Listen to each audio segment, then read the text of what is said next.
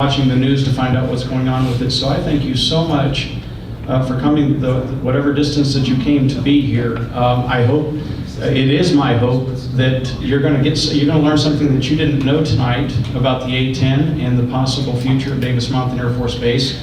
What I will tell you, as we get into this, I'm going to give you a short presentation to kind of get everybody on the same page, get everybody up to speed.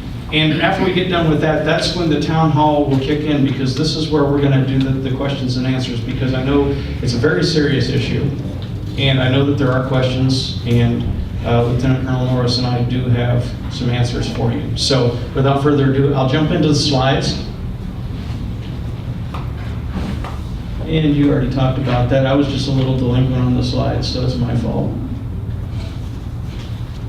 So that's us.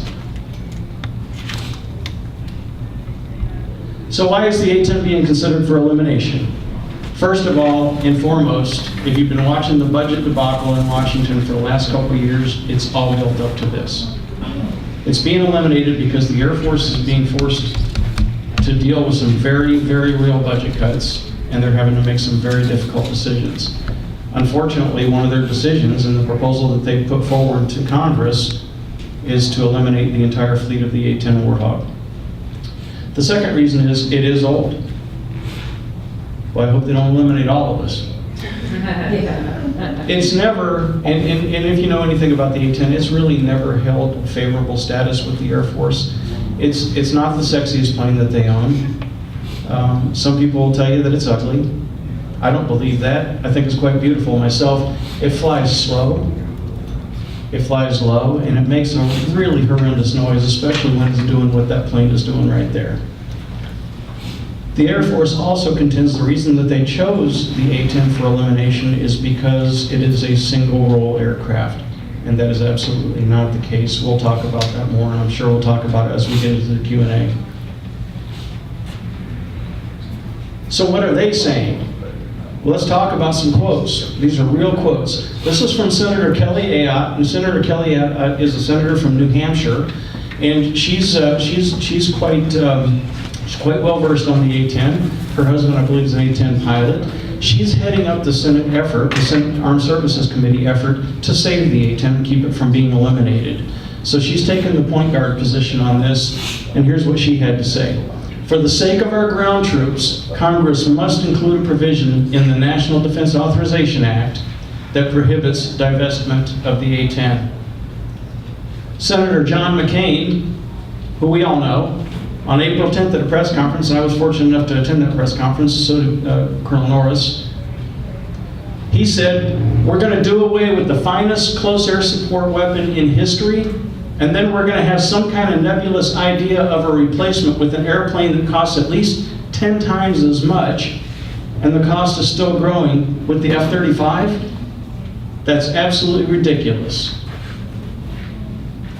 General Odinero, the Army Chief of Staff, this is where it gets real, folks, because the Army Chief of Staff has a big vote and a lot of influence with the A-10. It's an Air Force airplane, but it's his troops that they save.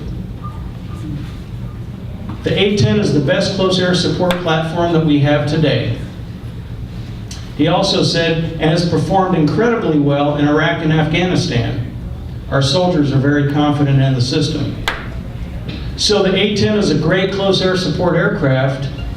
As far as we're concerned, it's the best close air support aircraft. I could attest to that, Mr. Wooten.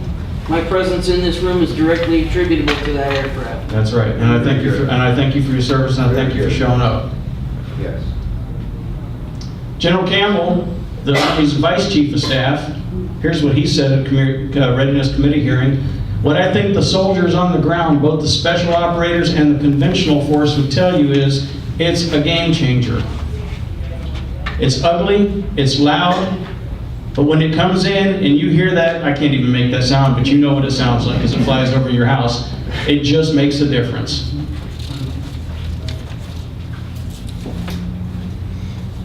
So why is the A-10 critical?